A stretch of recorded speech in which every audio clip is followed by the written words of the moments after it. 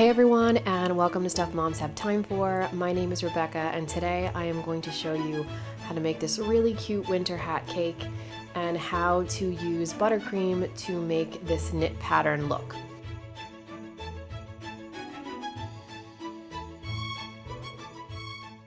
So first I'm going to start out like I always do. I am going to ice my cake. I'm just using a plain American buttercream to do this. I will put the recipe in the description box below if you want to know how I make my buttercream. I am making these cakes thicker than I would normally make them because I want to give some height to this cake.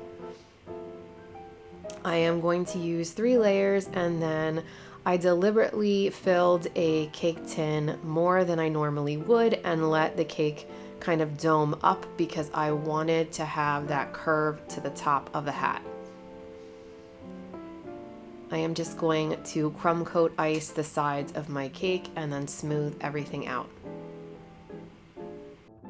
You really just want the general shape to be correct and look kind of like a hat. Then I am going to take a piece of parchment paper and I am going to fill a piping bag with some buttercream, and I am just going to practice kind of making knit patterns. I really just wanted to practice and get what I think looked most like a knitted stitch down before I even attempted to put it on the cake. So have fun with it. You really can do whatever patterns you want. These are just some patterns that I was playing with, and I'm using a Wilton 3 tip, and this is just a regular piping tip for letters.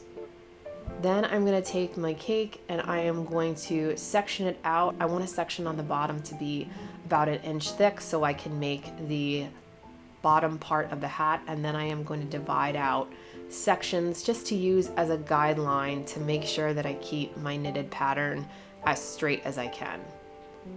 So because I wanted my hat to look like an actual knitted hat, I did color my icing a little bit of a tan color to just give it a little bit more life as if it looked like yarn. And I am going to start with a cross stitch pattern, and I am going to work my way all the way down following the lines that I made to make sure I kept everything straight. So I'm going to do 3 lines of my cross stitch, and then I'm going to add some texture by switching up the stitch.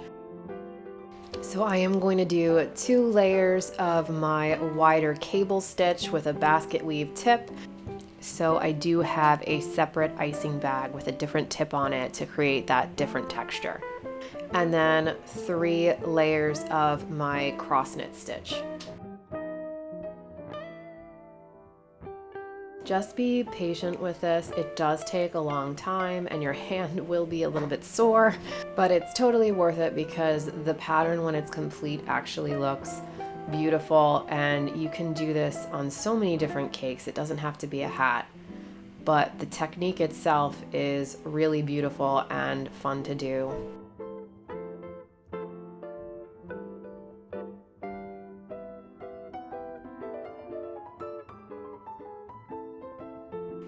So just repeat the pattern that you create, and really you can use your imagination and creativity and play with it any way you want.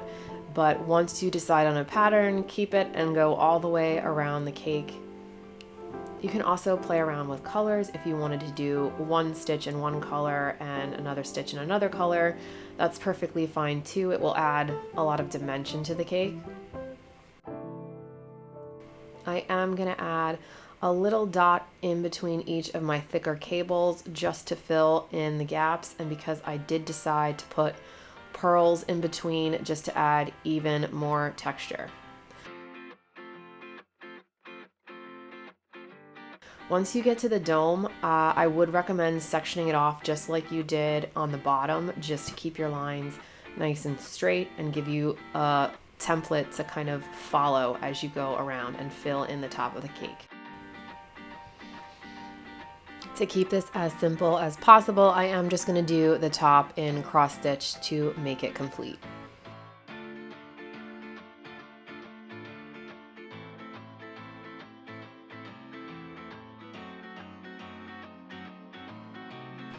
Once that's done, I am going to use my basket weave tip to do the bottom fringe on the hat, and I'm just gonna work my way up and down to make it textured and then work my way all the way around the base of the cake.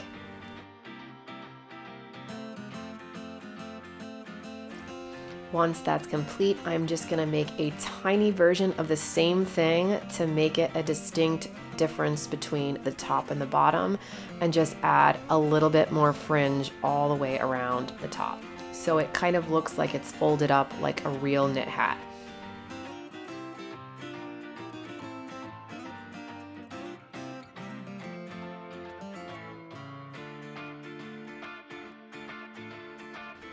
So for some finishing touches on the hat to make it really look realistic, I am going to take a little bit of fondant and I am going to soften it up and then roll it into a ball so I have a pom-pom for the top of my hat.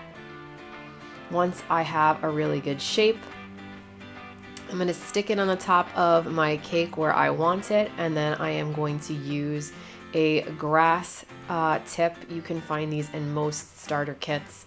And I am going to pipe on a darker color brown all on the top of this little ball to make it look like a fringed pom-pom. So for this, you really just apply some pressure and then pull it outwards, and then it will look like it has fur. I am going to start adding my pearls so you can see the dimension between the two different types of stitches.